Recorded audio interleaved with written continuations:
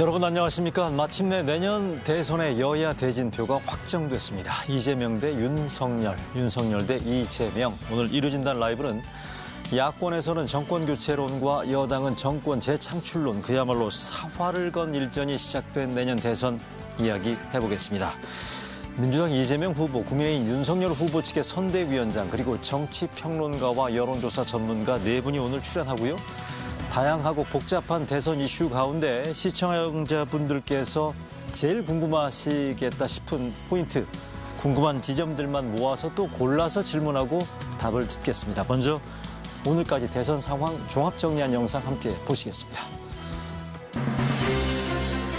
윤석열 후보가 선출되었음을 선포합니다.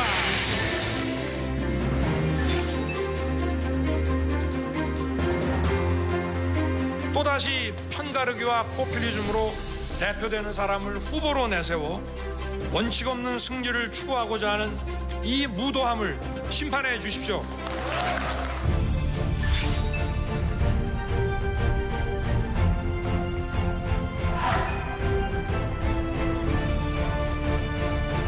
광주를 폄훼하고 핵무장을 주장하고 남북 합의 파기로 긴장과 대결을 다시 불러오겠다는 이 퇴행 세력들에게 대한민국을 맡길 수는 없습니다.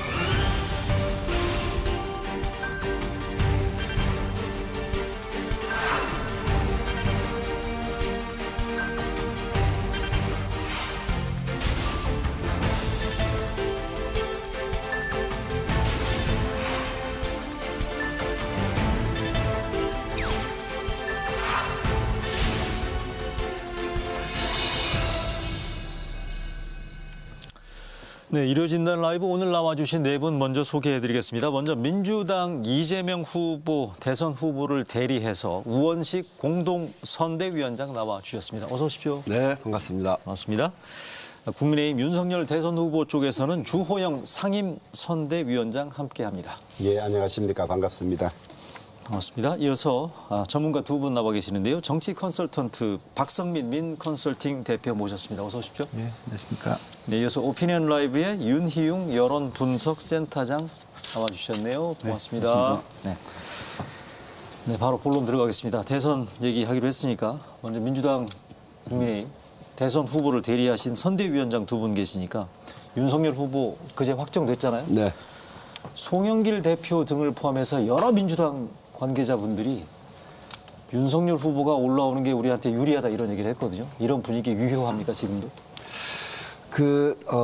지난번 국민의힘 전당대회 할 때 이준석 대표가 민심에서 30%를 앞서고 당심에서 나경원 후보한테 한 4%를 지면서 젊은이들한테 크게 관심을 갖고 그때 국민의힘에 대한 기대가 굉장히 컸죠. 그래서 사실상 이제 더불어민주당의 어떤 그동안의 정책에 대해서 실망도 한 우리 많은 청년들, 또 민심이 상당히 국민의힘 쪽으로 이렇게 많이 가고 또 관심을 가졌던 건 사실인 것 같고요. 그런 과정에서 젊은이들이 많이 입당도 하고 그랬는데 이번에 보니까 당심에서는 20% 윤석열 후보가 앞서고 민심에서는 10% 졌더라고요. 그러니까 결국은 그들만의 리그, 그러니까 이 국민의힘에 원래 있었던 수구 기득권의 성향을 갖고 있는 분들의 어떤 당심이 결국 민심을 이긴. 사실은 바람이, 그러니까 선거에서 바람을 어떤 조직도 이길 수 없다 그랬는데 이번 선거는 조직이 바람을 이긴 그런 선거인 것 같아서 지금 실제로 많은 청년들이 국민의힘으로부터 탈당을 하겠다, 탈당 러시도 생기고 그런 모양이에요. 그런 점에서 민심과는 다른 선택을 한 국민의힘에 대해서 저희들이 지켜보고 있죠. 뭐 유리하다, 불리하다 그렇다기보다는 그런 점에서 민심으로부터 상당히 멀어졌구나 하는 생각이 하나 있습니다. 알겠습니다. 그럼 주호영 선대위원장께서는 어떻습니까? 민주당의 이런 기류에 대해서. 이제 저것을 소위 이제 반관계, 이관계 저는 이렇게 보고 있는데요. 이관계. 이게 이제 당원의 숫자가 뭐 10,000명, 20,000명 같은 때는 조직의 힘이 작동될 수 있지만은 58만 명 이 정도 되면 무슨 조직의 힘이나 이런 것이 작용되지 않습니다. 그래서 당원 58만 명의 선택은 20% 이상 윤석열 후보를 한 것인데요. 예. 다만 이제 일반 여론조사에서 10% 차이가 나지 않았습니까? 예. 저희들은 역선택 문제를 놓고 토론이 많았었는데 사실은 그 6,000 샘플 중에 1,500 샘플씩 4세트를 했거든요. 중에서 평소에 보면 대략 32 내지 33%가 민주당 지지자가 잡힙니다. 그런데 민주당 지지자들의 이 지지를 보면 윤석열 후보 대략 9%대 홍준표 후보 46%이 정도 됩니다. 그러니까 33 곱하기 0.33 곱하기 0.46 하면 대략 복잡한 얘기네요. 0.15 얼마가 나옵니다. 그러니까 이제 홍준표 후보의 지지 중에 대략 한 15% 가까이가 민주당 지지자가 들어있다. 아하. 그래서 이분들이 과연 대선 때 우리 후보를 지지할 것이냐. 이제 홍준표 후보 측에서는 민주당을 지지하는 사람도 나를 지지할 수 있는 것이 중도 외연의 확장 아니냐 이제 이렇게 주장을 하고 예. 또 아닌 쪽에서는 지금 그것이 역선택일 뿐이지 본 선거에서 민주당 지지자가 우리 후보를 절반만 찍어도 그건 성공이다. 그래서 민심과 당심의 괴리가 없는 것이다. 사실은 여론조사에서 온 착시일 뿐이지 우리 지지자들 사이에 그 서로 어긋나는 것은 없다. 이렇게 보고 있죠. 경선 표심 분석을 조금만 이따가 다시 한번 자세하게 해보고요. 제가 박성민 대표님, 제가 우원식 대표께 상임위원장께 지금 선대위원장께 질문 드렸던 게 민주당 내에서의 내부 기류가 홍준표 후보보다는 윤석열 후보가 올라오는 게 상대하기가 편하다라는 얘기가 꾸준하게 있었거든요. 근데 어쨌든 윤석열 후보로 확정이 됐는데 이 구도가 짜여진 거에 대해서 어떻게 보십니까? 국민의힘이 영선 당대표를 불과 수개월 전에 뽑지 않았습니까? 이번에 영선 대선 후보를 뽑았어요. 네. 이제 그거는 어떻게 보면 국민의힘 보수정당에 대한 지지자들의 일종의 파산 선거 신뢰를 못하겠다. 4번 전국당의 선거 진 정당 아니냐. 이런 것도 반영된 것 같습니다. 민주당에서 실제로 윤석열 후보가 가장 상대하기 쉽다. 그건 전 진실일 것 같아요. 아, 그래요? 네, 전 진실일 것 같아요. 그러니까 실제로 홍준표 후보가 됐으면 더 상대하기 어려웠을 거다. 이런 평가가 나왔을 것 같고 유승민 후보가 됐으면 또 되긴 더 어려웠지만 그보다 더 힘들겠구나 이런 판단 나왔을 민주당 것 상대하기에. 같고 실제로 원희룡 후보가 가장 가능성은 없었지만 원희룡 후보가 됐으면 가장 두려워했을 거라고 저는 봅니다. 그러니까 그렇지만 민주당이 가장 상대하기 쉬운 후보가 올라왔다. 정치 경험도 없고 이런 거기 때문에 그런 평가는 맞지만 속으로는 가장 두려워하고 가장 부담스러운 후보가 올라온 것도 사실일 거라고 봅니다. 왜냐하면 보수 지지자들이나 당원들이 윤석열 후보를 뽑은 이유가 뭐겠습니까? 문재인 대통령한테 중앙지검장, 검찰총장 임명됐고 박근혜 대통령 다 수사했고 그런 분을 뽑을 때 이런 거 있지 않겠습니까? 아 그런 거 우리 당신의 과거 여사 다 안다. 우리가 후보로 만들 테니 대통령 되면 그만큼 똑같이 해줘라. 이런 게 반영된 거 아니겠습니까? 그렇게 수사를 해서 구속을 해라. 이런 요구가 있기 때문에 민주당이 그동안 검찰총장으로 있을 때 윤석열 후보를 대하던 태도와 대통령 후보가 돼서 실제로 대통령 될 가능성이 있는 후보를 대할 때는 약간 두렵기도 하고 부담스럽기도 할 거다. 좀 그렇게는 봅니다.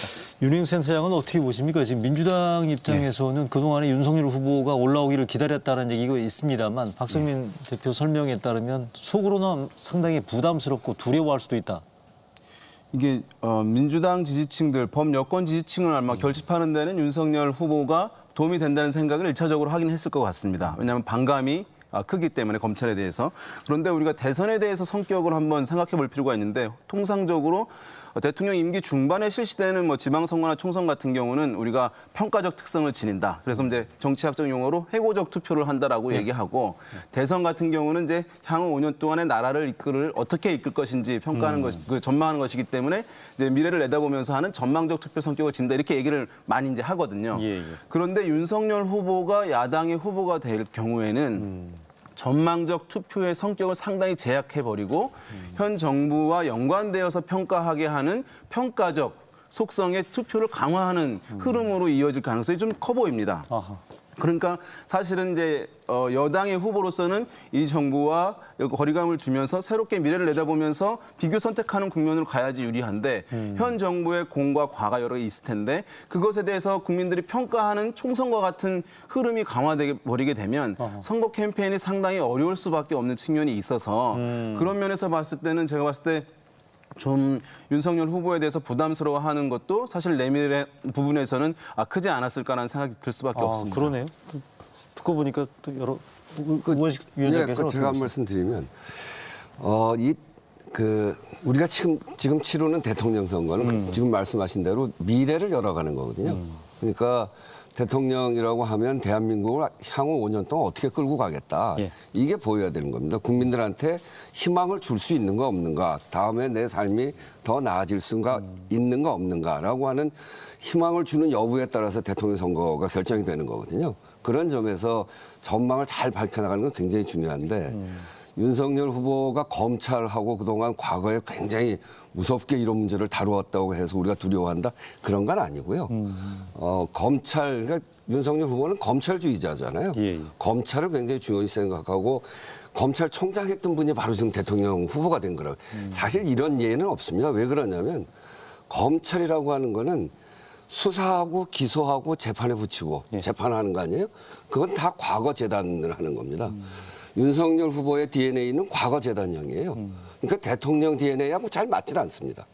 이제 그런 반면에 이재명 후보는 그동안 본인이 굉장히 어렵게 살아왔고 어려운 문제를 극복하기 위해서 노력해왔고 그런 속에서 사법연수원 그 시절에 제조로 들어갈 수 있는 기회가 있음에도 불구하고 그걸 버리고 현장으로 가서 인권 변호사를 하면서 정치를 시작하고 성남시장 경기도지사를 하면서 그야말로 현장에 있는 국민들의 삶의 문제를 중심으로 해서 여러 가지 성과를 만들어 왔습니다. 그런 점에서 보면 미래를 설계하는 그런 데서 굉장히 실용적으로 국민들의 삶을 생기는 실용주의자로서 이재명. 그러니까 검찰주의자, 과거, 실용주의자, 미래 이게 딱 대비되기 때문에 저는 그런 점에서 다른 것보다 그런 점에서 윤석열 후보가 우리한테 구도에 있어서 좀 해볼 수 있는 구도. 저희가 이재명 후보의 강점이 앞으로 제대로 잘 발휘될 테니까 그런 점에서 충분히 누가 나와도 해볼 수 있는 선거인데 그런 점에서 좀 더 확실히 비교되는 과거 대 미래 이런 구도로 쓸 수 있는 그런 형태가 됐다. 이렇게 생각하죠. 자, 이쯤에서 주호영 상임 선대위원장의 반박. 근데 이제 선거는 심판과 소위 미래 비전 이런 것들이 복합적인 것일 텐데 대선은 주로 미래 비전을 보는 것이다. 지금까지는 그래 왔죠. 그런데 미래 비전이 이 심판에서 생긴 것일 때는 심판도 같이 봐야 하는 거 아니겠습니까? 지금 문재인과 민주당 정권 나라를 이 지경으로 만들어 놓은 데 대한 심판. 이것을 바로잡지 않으면 미래로 나갈 수도 없다.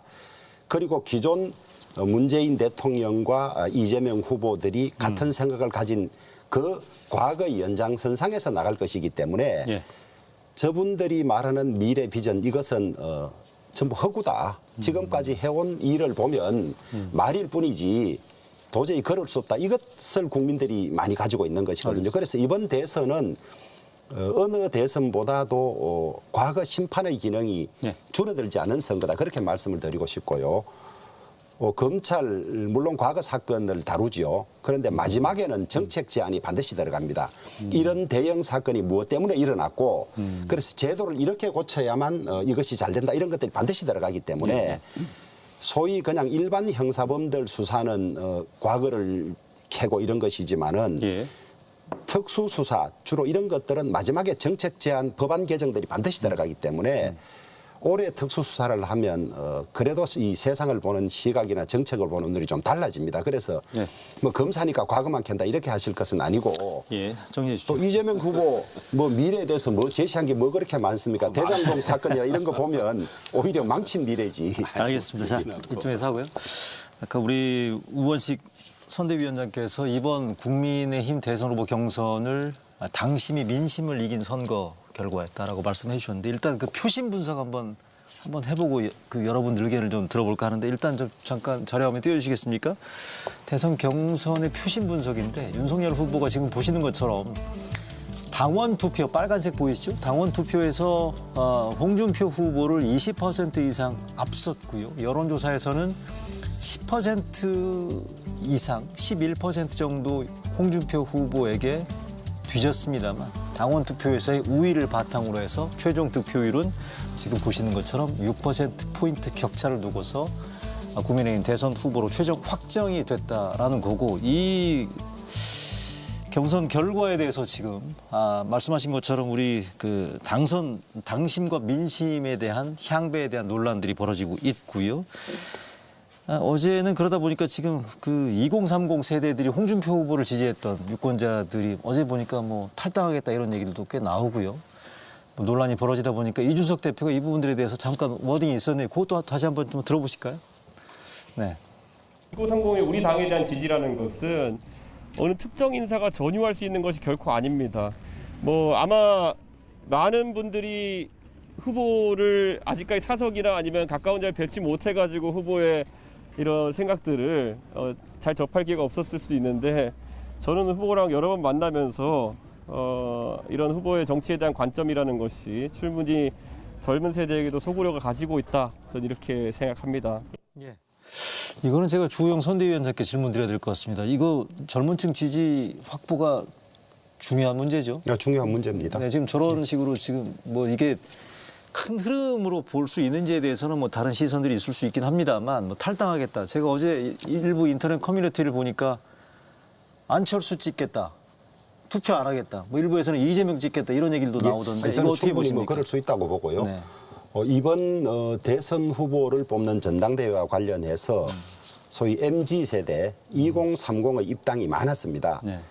예년에 비해서 수배 증가됐는데 그것은 우리 당에 대한 기대 지지도 있지만은 각 후보에 대한 선호도 아마 있었을 겁니다.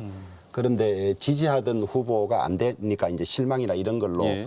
저런 일이 있는데 저는 크게 2030의 이 우리 국민의힘에 대한 관심이나 이런 것들이 후보 개개인에 대한 것보다는 당 전체에 대한 것이 많기 때문에 저것은 일부에 그칠 것이다. 저는 그렇게 보고 있고요. 예, 그렇게 보고 있습니다. 있고 2030이 가장 중요시하는 가치가 공정 아니겠습니까? 네. 그다음에 특권을 없애자 이런 것들인데 그런 점에 비추어 보면 지금 민주당 후보를 지지할 수는 없는 것 아니냐. 그다음에 저는 가장 중요한 문제라고 보는데 지금 민주당은 2030 세대의 미래를 약탈하고 있다 이런 표현을 쓰는 분이 있습니다. 국가 부채를 1000조 넘게 만들고 그다음에 무슨 문케언이 해서 온갖 연기금들 곧 파탄이 되도록 만드는 것은 결국 2030 미래 세대들에게 빚을 다 지우는 것이고 예. 그들의 몫을 빼앗는 것이거든요.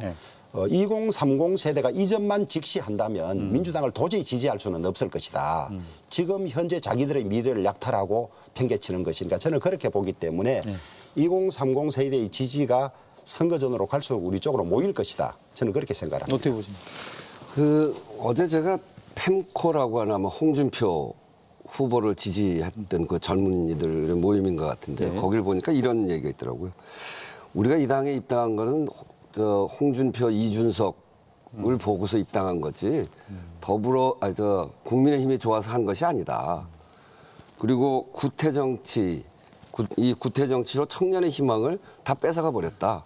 그러니까 이제 지금 이 결과를 국민의힘이 아니라 구태당, 구태의 힘이다. 뭐 이렇게 표현들 하고 그러던데 그런 점에서 보면 이준석 후보로 대표되어지는 젊은이들의 어떤 요구라고 할까요? 그게 한때 이준석 후보를 보고 민심이 확 국민의힘에 들어가는 것 같았는데 결국은 정당에서 가장 중요한 거는 대권을 누가 갖느냐 하는 문제 아니겠어요? 대통령 후보가 가장 중요한데 윤석열 후보를 뽑아내는 국민의힘 안에서 젊은이들이 목소리를 낼 수가 없다.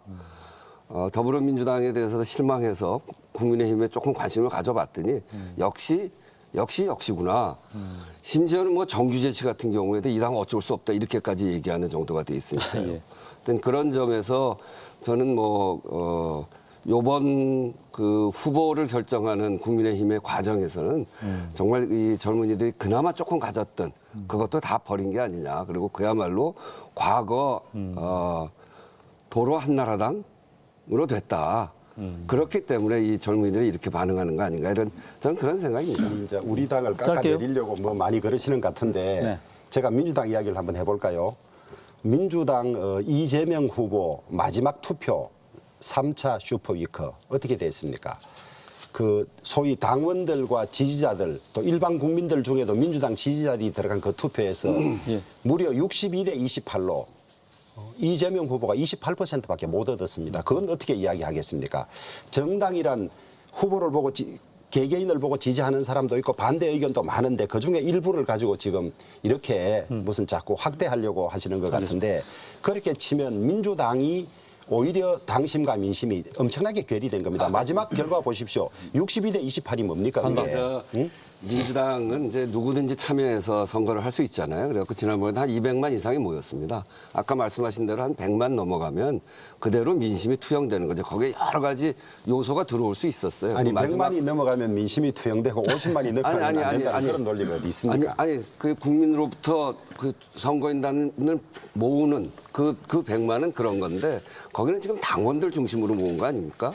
당원들이 투표한 거죠. 우리하고는 이제 그 투표인단의 성격이 굉장히 다릅니다. 알겠습니다. 그런 점에서 민심을 반영하고 있는 거죠. 3차 선거인단 문제를 얘기하는데 네. 거기에 그것에 대해서 저희도 해석을 하다 말았습니다. 왜 그러냐면 그것도 한 현상이니까 단지 그것까지를 다 포함해서 이재명 후보에게 50% 이상이 넘었다는 것. 그것이 중요한 민심이다 이렇게 보는 거고 그게 여론조사 결과하고 비슷합니다. 근데 지금 여론조사 결과가 당심이 매번 선거마다 국민의힘은 굉장히 다르잖아요. 이준석 후보 지난번에 민심에서 30% 이상 앞섰는데 당심에서는 지고. 예. 그러니까 그 국민의힘이 앞으로의 과제는 이 당심을 민심에 어떻게 일치시켜 갈 것인가라고 하는 게 굉장히 중요한데 국민의힘이 갖고 있는 수기득권의 태도 그것을 저는 버릴 수 있을까? 아니 저는 원천적인 문제 잠깐만요. 이렇게 생각합니다. 바뀐 당에 대해서 낙인찍기 하지 마시고요.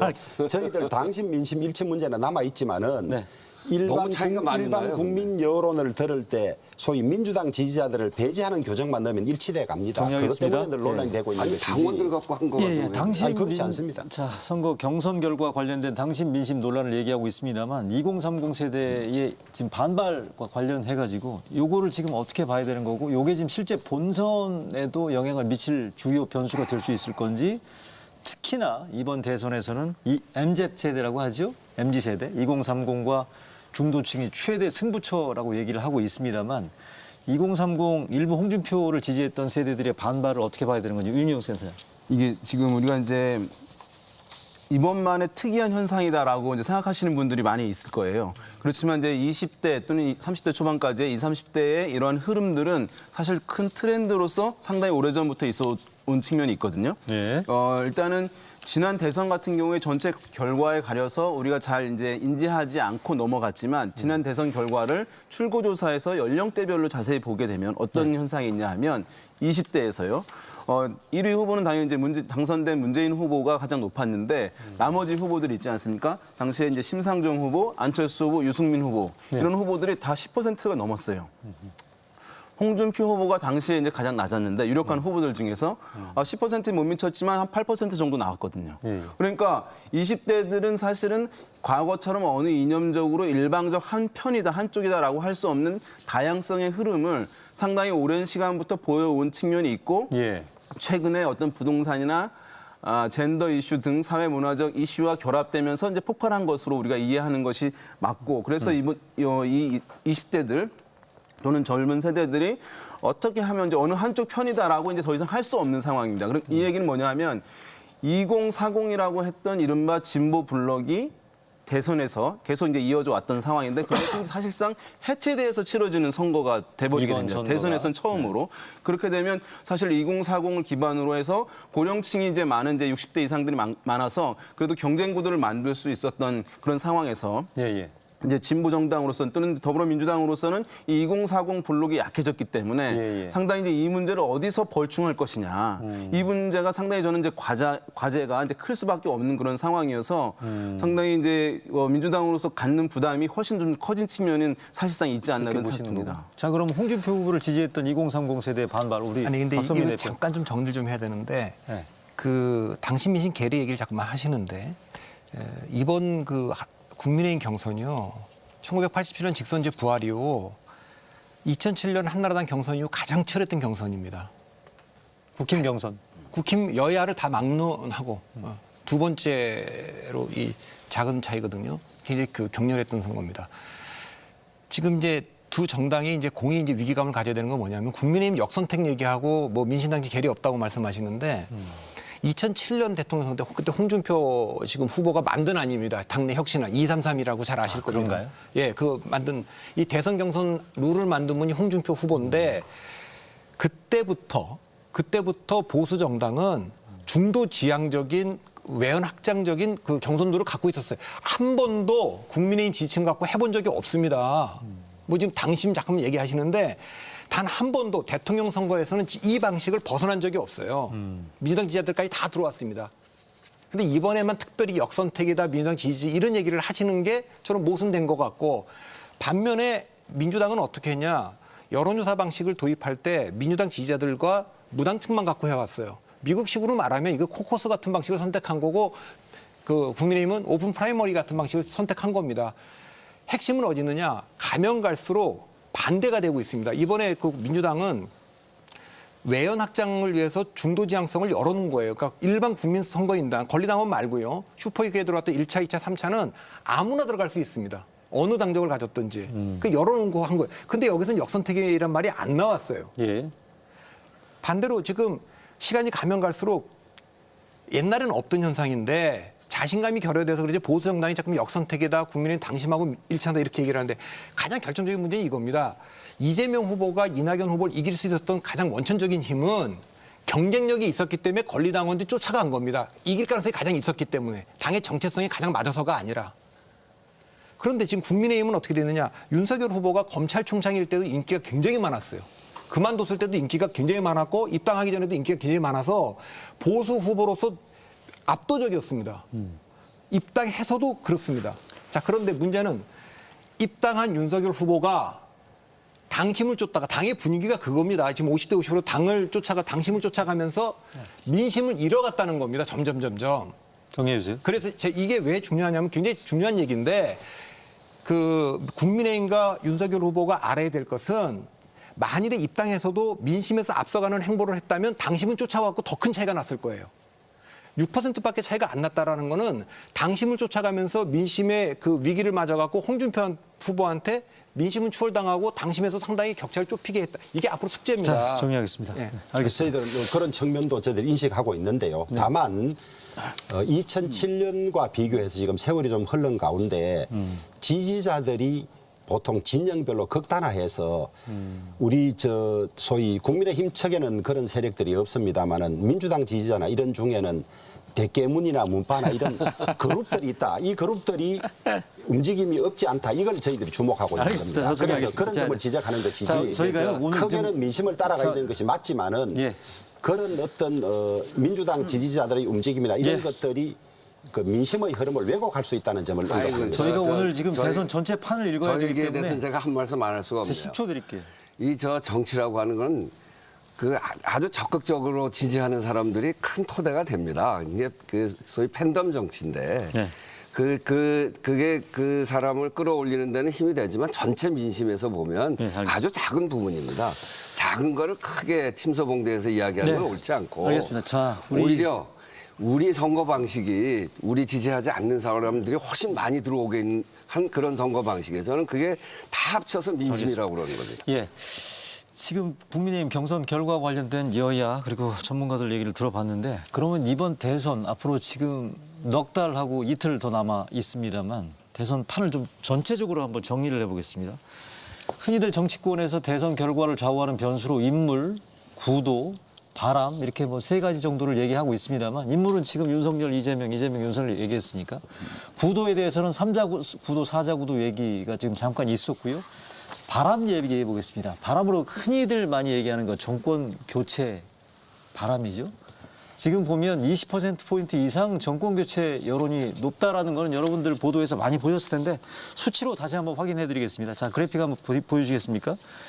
최근에 나와 있는 정권 교체 여론과 정권 유지 여론 차이점인데 보시는 것처럼 이게 한 자릿수까지 좁혀졌던 게 8월 초였는데 최근에 나오는 걸 보면 20% 이상 벌어져 있다는 말이죠. 이거는 지금 여권으로서는 대단히 긴장해야 될 포인트죠. 네. 우원식 그렇습니다. 위원장님. 네네. 그 저희로서는 부담되는 거죠. 근데 모든 선거가 늘 정권 교체 여론이 높았습니다. 2002년 선거 노무현 대통령 될 때도 그렇고 또 2012년 그때도 마찬가지로 정권 교체 여론이 50%를 늘 넘어갑니다. 그렇듯이 늘 국민들은 세상이 지난번보다는 세상이 더 좀 더 나아지기를 바라는 거죠.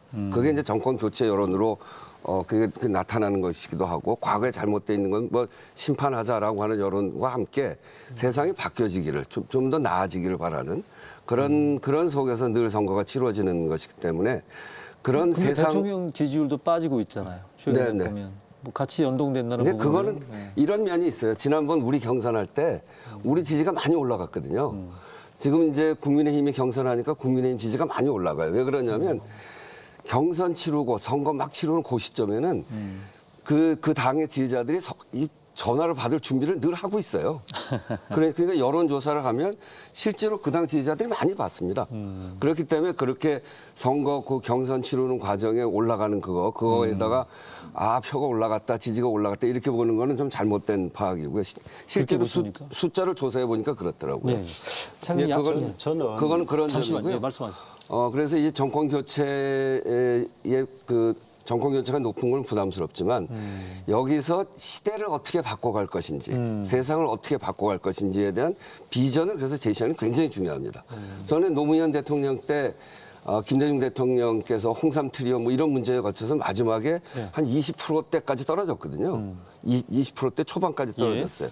그럼에도 불구하고 노무현 대통령이 이길 수 있었던 거는 노무현 대통령이 시대 정신을 확실하게 제시하고 있었고 또 지역 감정, 지역주의 극복을 위해서 본인이 혼신의 힘을 다해서 몸을 던져왔기 때문에 노무현이면 세상을 바꿀 수 있겠구나.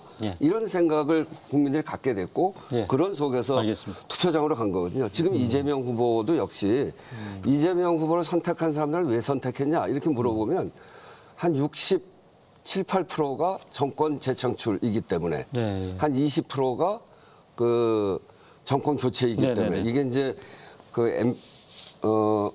이게 또 어디라고 얘기하죠? 엠브레인 퍼블릭. 그래서 10월 29일, 30일 조사한 거에 그렇게 나오더라고요. 그러니까 그런 점에서 이재명 후보는 시대를 어떻게 바꾸겠다, 국민의 삶을 어떻게 개선하겠다라고 하는 비전을 분명하게 제시하고 있기 때문에 이런 여론을 극복해 나갈 수 있다 이렇게 생각합니다. 관련해서 시청자분들께서 조금 더 비교 분석할 자료를 저희가 하나 준비한 게 있는데 문재인, 박근혜 문재인이 붙었던 2012년 대선 직전 한 달 전 여론조사 결과 한번 띄워주시겠습니까? 그때가 정권 교체 여론이 54%, 정권을 교체해야 된다는 여론이 54%였습니다. 이명박 정부 마지막 해였죠. 그래서 박근혜 후보, 문재인 후보가 맞붙었던 당시 대선에서 정권 교체 여론이 높았습니다만 박근혜 후보가 이명박 정부의 차별화에 성공함으로써 결국 정권 재창출에 성공했다라는 거고 지금 우원식 선대위원장 말씀하시는 것처럼 민주당에서 이재명으로의 당선이 정권 교체다라고 얘기하는 그런 맥락으로 설명하고 있는데 반론. 저는 이제 저것 가지고 이야기하면 이번 경우하고는 맞지 않다고 보는데요. 네, 그래서 질문드린 겁니다. 그때는 박근혜 후보는 정권 초기부터 이명박 대통령과 각을 세웠습니다. 4대강 문제라든지 그다음에 행정복합도시 이전이 행정수도 이전이라든지 세웠기 때문에 전혀 동일시되지 않았습니다. 그런데 지금 이재명 후보와 문재인 대통령은 차별화라든지 이런 것이 없기 때문에 저는 그것을 두고 이재명 후보가 되는 것이 정권 교체라고 주장하는 것은 견강부회다. 만약에 그런 주장이라면 앞으로 정권 교체돼야 된다는 비율이 훨씬 더 높아질 겁니다. 민주당 지지자들이 이재명 후보가 되는 것을 정권 교체라 하면 그것도 높아질 테고 우리 국민의힘 지지자들 정권 교체해야 된다고 생각하면 앞으로 22%가 아니라 50%, 60% 정권 교체 비율이 높아질 텐데 그거는 다른 이야기라고 생각을 하고요. 그래서 어떻게 하든 지금 이제 아마 딜레마에 빠져 있을 겁니다. 문재인 대통령을 버리고 갈 수도 없고 안고 갈 수도 없으니까 실질적으로는 차별을 하지 않으면서 바뀌는 것도 정권 교체라고 저 정권 교체 비율이 22%나 높은 것을 이제 설명하려고 하다 보니 저런 억제가 나온 것 같습니다. 두 당이 제가 보기엔 지금 위기감을 좀 가지셔야 될 것 같은데요. 아니, 저 오해가 있는데 짧게 해주세요. 이 정권 교체 여론이 높다는 거에 거기에 포함된 거는 진짜 정권을 바꾸자는 여론도 있고 내 삶을 좀 더 낫게 만들어달라 그런 요구가 있는 거죠. 세상을 좀 바꿔달라 이런 거죠. 단순한 정권 교체 여론을 그냥 그대로 그런 점에서 읽어서는 안 된다는 말씀. 이재명 후보로의 이재명 후보가 정권 교체를 상징한다는 것이 아니라 국민의 삶을 개선할 수 있는 확실한 비전을 갖고 있기 때문에 시대 교체다. 네. 그러니까 그 정권 교체 안에는 이런 요구까지 포함되어 있는데 알겠습니다. 그거를 잘 수용해내면 저 문제를 해결해 나갈 수 있다. 지금 이게 윤희숙 쌤, 5년, 잠깐만요. 5년 단임제이기 때문에 기본적으로 5년 단임제에서는 그 여당 후보가 돼도 정권 교체 성격이 조금 들어 있습니다. 변화를 바라기 때문에 그렇습니다. 그런데 두 당이 지금 그리고 아까 이제 우원식 위원장께서 말씀하신 대로 보수 정당이 경선할 때는 저 정권 교체율이 좀 더 올라간 건 사실이에요. 그런데 제가 쭉 해보면 55대 35로 20%가 벌어진 건 의미가 있거든요. 두 당이 지금 경계해야 될 건 뭐냐면 과거 어느 대통령 선거보다 이번 선거가 중도 유동성 장세가 굉장히 강합니다. 중도 유동성 장세라는 건 이재명 후보나 윤석열 후보는 정당 일체감이 굉장히 약한 후보들이에요. 과거의 대통령들, 삼김 같은 분들은 부채식도 있어요. 대중들이 이거 그리고 노무현, 문재인, 박근혜까지는 뭐 좀 짠하다 우리가 지지해줘야 된다. 그게 유일하게 없는 선거입니다. 두 후보가. 그러니까 이 얘기는 뭐냐면 우리가 꼭 찍어야 될 의무가 없는 선거예요. 중도 유동성 장세 중에 특히 20, 30대가 특정한 정당에 묶여있지 않습니다. 그래서 지난 총선 때까지는 압도적으로 민주당을 찍었다가 지난 보궐선거 때는 다 이탈해서 국민의힘을 찍었지 않습니까? 지금 가장 그 문제는 이 정권 교체율이 높으니까 20, 30대가 돌아올 거라고 생각하는데 둘 다 중도 40대든 50대든 찍었던 정당에 머물러 있는 게 아니라 지금 유동화되고 있거든요. 그런데 민주당도 약점이 있고 국민의힘도 약점이 있는데 제가 보기에 캠페인 전문가로서 보기에는 본선을 향해서 중도 지향 쪽으로 돌아선 거는 지금 민주당이 조금 더 빨리 돌아서고 있어요. 중도 지향성으로 20, 30대를 겨냥했는데 국민의힘은 좀 경선 때 너무 당심지향적이고 옛날 방식이나 옛날 인물로 취해 있는 것 같아요. 이걸 빨리 모두 전환하지 않으면 위험한 거라고 중요한 포인트는 이 중도에 계신 분들이 특정 정당에 매이지 않는다는 겁니다. 그건 굉장히 중요한 포인트고요. 그렇기 때문에 요번에 바라보는 거는 국민들이 제가 누차 이야기합니다만 다음을 어떻게 만들어갈래? 어떤 희망을 줄래? 이거거든요.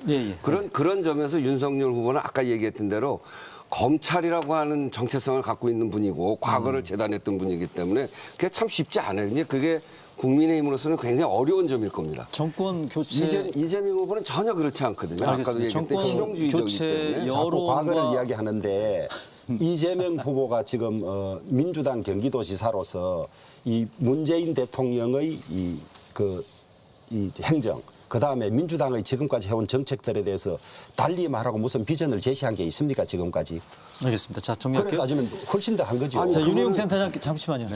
윤희용 센터장께서 보시기에는 정권 교체 여론이 비등하고 있는 부분들을 본선 결과와 어떻게 연결지어서 봐야 되는 건지.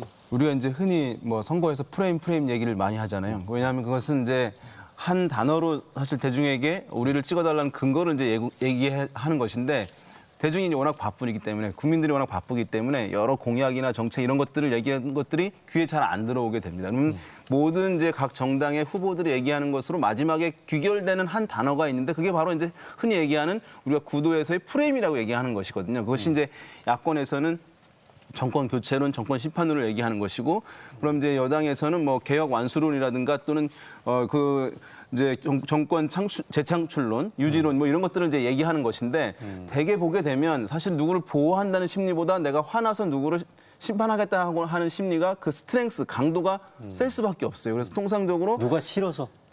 왜냐하면 우리도 뺨 맞은 사람이 더 화를 내게 되는 것이기 때문에 그 심리가 이제 그렇거든요. 그래서 야당한테 좀 프리미엄이 붙는 측면들이 매 선거마다 있는 것입니다. 왜냐하면 우리가 정당 지지율 많이 얘기하지만 여당 지지율은 그 정당의 지지층들이 적극적으로 보호할 수 있는데 야당 지지자들뿐만 아니라 선거일에는 야당을 꼭 지지하지 않더라도 정부 여당에 대해서 평가를 하고자 하는 사람들은 그 당일날만 야당이라고 하는 회초리를 들 수 있는 것이거든요. 그러니까 야당은 프리미엄이 항상 붙는 측면이 있습니다.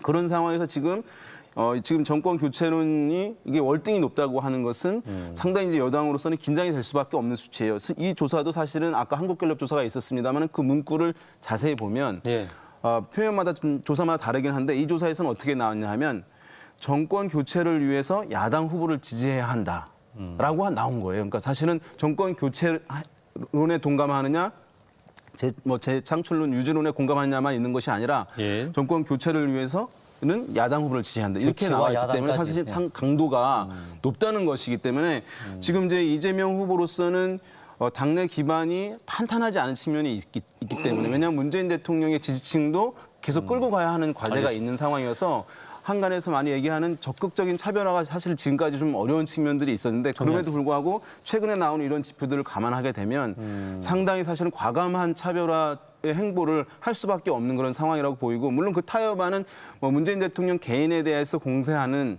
그런 것들은 아마 하지 않되 다른 이제 차별화하는 방향으로 해야 하는 타이밍이 아닐까라는 생각도 듭니다. 저희가 오늘 잠깐만요. 오늘 이렇게 선대위원장 두 분을 귀하게 모신 자리이다 보니까 할 얘기가 많아요. 이것저것 하다 보면 놓치고 가는 부분들을 시청자분들께서 아쉽게 생각하실 수가 있기 때문에 조금만 더 속도를 좀 내보겠습니다. 대선 변수 얘기해 볼까요? 검찰 수사 변수가 있을 수 있고 여권, 야권, 단일화나 연대 변수가 있을 텐데 이것도 굉장히 우리가 눈여겨봐야 될 변수일 수밖에 없지 않습니까? 대장동 특혜 의혹, 고발 사주 의혹. 자, 일단 요거는 상대 후보 계시니까 이게 박성민 대표께 이게 본선에 실제로 영향을 줄 수 있는 결정적 변수가 될 수 있을 거라고 보세요. 어때요? 일단 쉬운 것부터 얘기하면 그 제3지대는 강력했던 제3후보였던 윤석열 후보가 국민의힘에 입당을 했기 때문에 지금은 양당에 실망한 분들이 조금 이제 제3후보들 안철수나 정의당의 뭐 심상정, 김동연 이런 분들한테 지지를 좀 보낼 수가 있지만 사법 리스크가 현실하지 않는다면 사법 리스크가 현실한다는 거는 검찰 리스크. 예, 검찰 리스크가 두 후보를 기소하는 경우죠. 근데 이런 경우가 아니라면 시간이 가면 갈수록 제3후보의 지지율은 좀 빠질 가능성이 있고 야권 단일화라고 하는 것은 이슈가 안 될 수도 있습니다. 그 자체로. 이 사법 리스크, 검찰 리스크는 지금 제가 판단하기 대단히 어렵습니다. 근데 지금까지 뭐 수사를 해서 특검을 수용하든 검찰 수용을 해서 기소를 하는 경우 이건 뭐 대선인데 이게 가능하겠습니까? 이게 부담이 굉장하지 않겠습니까? 그렇다고 이 수사를 다 한 다음에 혐의가 없으니까 양쪽 다 무혐의 처리를 한다. 예. 이거 굉장히 어렵다. 그러니까 현실적으로 보면 지금 정치권에서도 나오지만 2007년 살해 예와 같이 일정한 시점에 가서 여야 모든 후보와 정당이 특검을 수용해 놓고 특검은 대통령 선거 끝나고 하는 걸로 이 리스크를 좀 나눠 어젠다로 만들 수는 있을 거라고 저는 보고요. 박성민 대표 개인 생각이시죠? 제 개인 생각입니다. 네, 현실적으로는 그렇고 이게 뭐 검찰이 수사를 하고 공적으로 수사를 하고 있습니다만 그 전에 이게 저는 이 사법 리스크보다는 오히려 그 대장동 이슈 이것이 이제 그 대중적인 그 영향을 더 많이 미칠 것으로. 사법 리스크라고 하면 고발 사주? 고발 사주를 비롯한 거 사법 리스크는 예 그렇습니다. 사법 리스크는 이제 뭐 고발 사주라든가 이 법조계를 중심으로 일어나는 거고 이 대장동 이슈는 그거보다는 조금 더 넓은 이슈이기 때문에 예컨대 윤석열 후보의 뭐 가족 문제나 등등 부분들에 대한 검찰 수사 이슈보다는 대장동 이슈라는 부동산 이슈로 더 이를테면 임팩트가 클 수도 있다라는 생각. 윤영 센터장께서는 어떻습니까? 이게 지금 뭐 검찰 변수.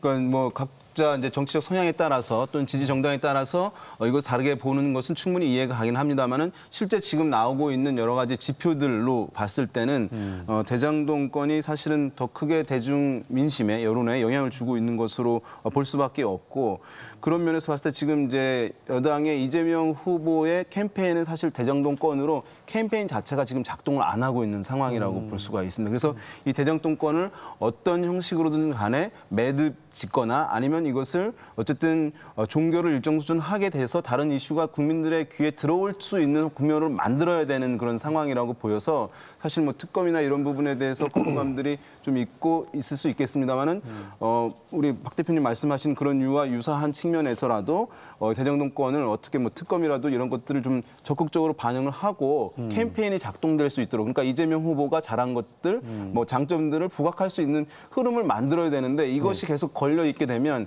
캠페인 자체가 이제 안 이루어지고 문제가 있기 때문에 그 부분에 대한 좀 고민이 필요한 시점 아닌가 생각합니다. 대장동하고 고발 사주 같은 경우는 두 우원식 선대위원장, 주호영 선대위원장 당사자시기 때문에 얘기하면 또 세게 붙을 것 같아서요. 제가 국외자 객관적으로 보시는 그분한테 우리도 잠깐 뭐 의견은 얘기하죠. 잠깐 하세요. 그럼 길게 하실 것 같아서. 대장동 이슈는 간단합니다. 이재명 후보한테 배임을 하려고 하는 건데 배임하려면 고의로 성남시에게 손해를 끼쳤어야 배임이 되는 거거든요.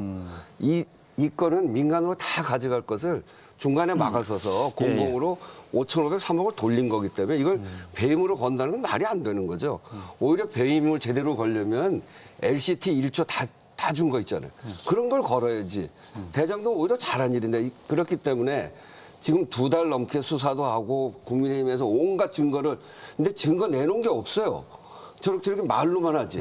그렇기 때문에 대장동 문제에 대해서 걸려고 하지만 안 걸리는 이유는 실체가 없기 때문에 그렇습니다. 그래서 대장동을 그 문제는 거기까지 말씀하셨고. 검찰 수사가 이제 말을 쫓아가는 게 아니라 지금 다 의혹을 쫓아가는 거거든요. 국민의힘에서 부추기고 그게 아니고 누가 돈을 가져갔는지 네. 결국은 부패 행위는 돈을 누가 가져갔는지 결정하는 건데 50억 클럽 조사하고 또 그러고 윤석열 후보 그 옛날부터 부산저축은행 때부터 문제가 좀 있었던 네네, 거 아닙니까? 알겠습니다. 그 아버지 집한 거 뭐 이런 거하고 다 연결해서 수사를 제대로 해나가면 정리할게요. 이거는 분명히 밝혀질 것이고요. 대장동을 말씀하셨으니까 예, 주호영 잠깐만요. 위원장께서 그러면 고발 사주에 대해서 예, 또 디펜스를 하셔야 될 것 같아요. 민주당이 제발 대장동 문제를 지금 우원식 위원장이 하신 것처럼 그런 태도로 끝까지 갔으면 좋겠어요. 아니, 그래서 지금 저는 민주당이 큰 딜레마에 빠져 있는 것이 특검도 못 받고 있지 않습니까? 그렇게 자신 있으면 특검 받으면 되죠. 이재명 후보 자신도 특검을 받지 못하겠다고 하고 있고 아마 이재명 후보를 보호하려고 하다 보면 아마 국민들의 거대한 저항에 부딪힐 거라고 저는 그렇게 생각을 합니다. 그렇다 그래서 자당 후보를 기소할 수도 없고 막다 보면 저는 선거를 망칠 거라고 보기 때문에 제발 그렇게 가면 좋고요. 어떻게 이 공익 환수를 한 겁니까? 이 공익은 토지를 수용하되 이익을 적게 남기는 거고 민영개발은 수용이라는 장치 없이 거기에 돈이 많이 들어가되 이익이 남느냐 손해가 가느냐를 개인 이 소위 민간이 책임을 지는 건데 이것은 수용은 공권력이 들어가서 쉽게 한 다음에 이익은 민간이 다 가져가도록 만드는 것이거든요. 알겠습니다. 그래서 배임이 되고 안 되고는 둘째 문제고 이런 상황을 만든 것에 대한 책임은 가장 크고 그다음 두 번째로 잠시만요. 제가 이게 딱 시청자분들께서 잠깐만 말씀드리겠습니다. 10초 지금 이렇게. 법무부 장관이 박범계 민주당 의원이고 네. 검찰청장 김호수, 이성윤, 서울 수사하는 서울중앙지검장 모두 박범계 장관하고 고등학교 동기. 이 수사권 자체를 권력이 민주당이 그대로 가지고 심판이 가지고 있는 이 상황 자체를 국민들이 잊으시면 안 됩니다. 알겠습니다. 그러니까 저렇게 대장동 계속- 이슈만 얘기를 하면 시청자분들께서 무수히 많은 뉴스 매체나 그래서 딱 등등 한마디 통해서 해법을 어떻게 하냐. 네. 해법은 그래서 지금 국민의힘이 계속해서 얘기하는 건 뭐냐면 민간의 이익을 많이 줬다는 거 아닙니까? 그 많이 준 걸 이제 그렇게 하지 말자.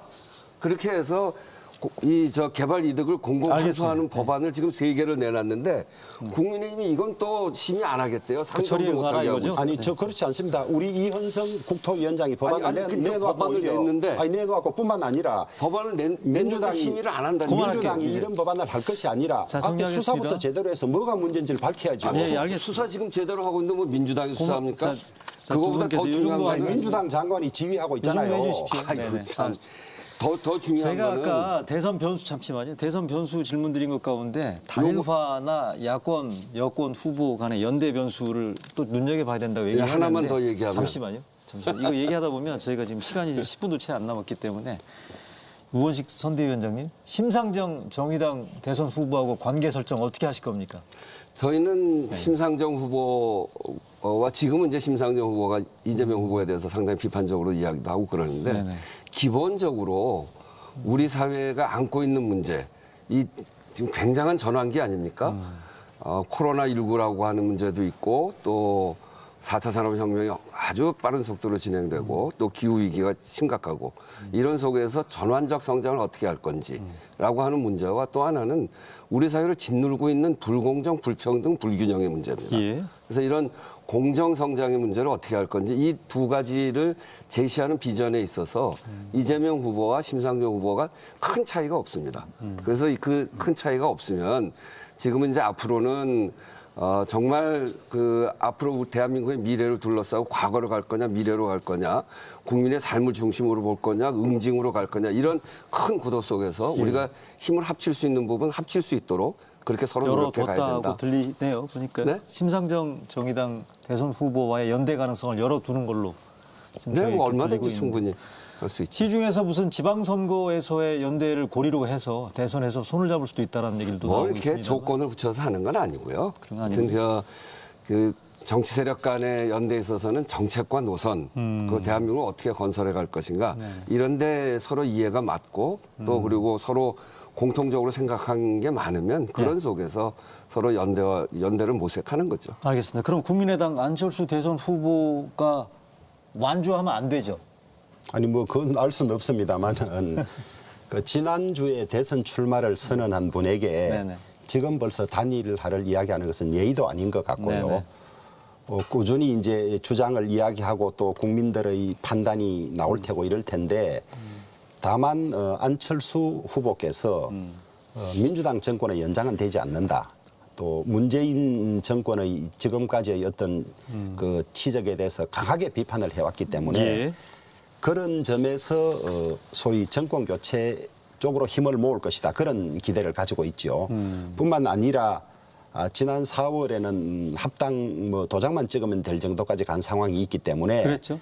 그 앞으로 124일 남은 이 대선 기간 중에 많은 변화가 있을 수 있다. 저는 그렇게 하고 정권 교체는 힘을 합쳐줄 것이다. 그렇게 보고 그렇게 있습니다. 보고 예, 있습니까? 어떤 방식이든. 정치권에서 관찰하고 계시는 박성민 대표께서는 이 단일화나 연대 변수는 어떤 형태로 변수로 작용할 거라고 이제 세 보세요? 분이 심상정, 안철수, 김동연 이 분이 순수한 의미에서 제3 후보는 아니지 않습니까? 그러니까 뉴페이스는 아니고 특히 안철수 후보는 지난 그 서울시장 선거 때 단일화도 했고 합당하려고 했고 2020년 총선에서는 지역구 후보를 내지 않았기 때문에 어느 정도 예견되고 있는 거고 심상정 후보도 민주대 반민주 구도에서 그 패스트트랙에도 협조했다가 사실 그 지난번에 그 비례정당에서 뒤통수를 맞았기 때문에 끝까지 완주한다. 또 지지자들도 그런 격앙돼 있기 때문에 그렇습니다.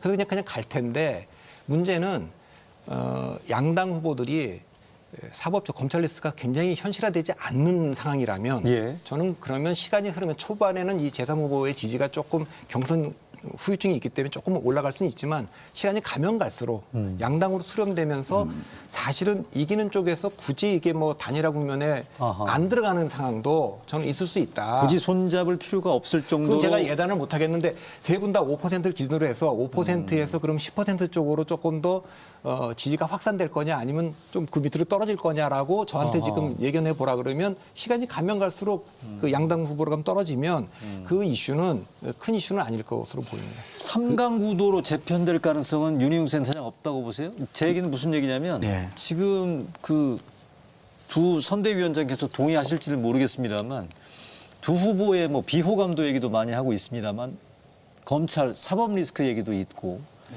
두 후보들의 둘러싼 악재가 표면화되는 경우에 실제로 지지율이나 이런 부분들에 영향을 미칠 수가 있기 때문에 두 후보가 지지율 정체나 하락세를 보이고 제3 후보가 치고 올라와서 현재 구도가 3강 형태로 재편될 가능성. 지금 지난번에도 이제 사실 대선에서의 구도는 쉽게 변화하는 것이 아니다. 왜냐하면 여러 가지 이제 악재가 있다 하더라도 1, 2위 중심으로 미디어에선 정보량을 쏟아내기 때문에 유권자들은 1, 2위 정보를 더 많이 듣게 되고 유명한 사람이 더욱 유명해지는 현상이 대선 국면에 나타나게 되는 것이거든요. 네. 그런데 그 예선이 아니라 경선이 아니라 본선 같은 경우는 더 나타나기 쉽지 않은 측면이 있습니다. 왜냐하면 지금 경선 국면에서는 여러 선택지가 있기 때문에 이 사람이 아니면 이 사람으로 옮겨갈까 이렇게 되는데 본선 같은 경우는 여권에 한 명, 야권에 한 명 주요 후보가 정해지게 되면 선택지가 없게 됩니다. 그렇게 되면 유권자들이 그 진영의 유권자들이 사실은 지금 자기네 후보들의 문제가 발생한 경우에 어떻게 하면 되냐 하면 캠페인을 그것을 해명할 필요가 없어요. 상대방도 이런 문제가 있습니다라고 캠페인하면 지지의 변동이 없게 되는 현상이 과거 대선에서 마지막에 그냥 동일하게 나타나는 것이라는 점을 감안하게 되면 말씀하신 그런 비호감도가 높고 또 여러 가지 사건들, 악재들이 추가적으로 발생할 가능성이 있습니다만은 그 구도가 현재 국면에서 지금 선택으로 후보가 정해져 있는 상황에서는 선택지가 없기 때문에 흔들림 없이 갈 가능성이 박 대표님 말씀대로 더 높지 않나 이렇게 보는 것이 합리적일 것이라고 보입니다. 알겠습니다. 사법 리스크를 이야기해서 두 후보를 다 똑같이 지금 얘기하시는데 그건 참 저로서는 불만입니다. 그건 저가 더 불만이죠. 왜 그러냐면 대장동 이슈는 지금 2달, 3달을 난리를 쳤는데 이재명 이름도 안 나옵니다. 알겠습니다. 예. 그런데 윤석열 후보는 수사받고 있는 본인과 주변이 수사받고 있는 게 지금 8건이에요. 본인은 옵티머스 펀드 그 사기 부실 수사 의혹을 비롯해서 3건이고요. 그리고 그 부인은 2건, 도이치모터스 등 2건이고, 그 장모님도 그렇고, 그리고 최측근의 친형인 윤호진 씨는 2건 있고, 그렇게 해서 이렇게 구체적으로 수사를 받고 있고 거기 의혹받는 것도 한 3건쯤 됩니다.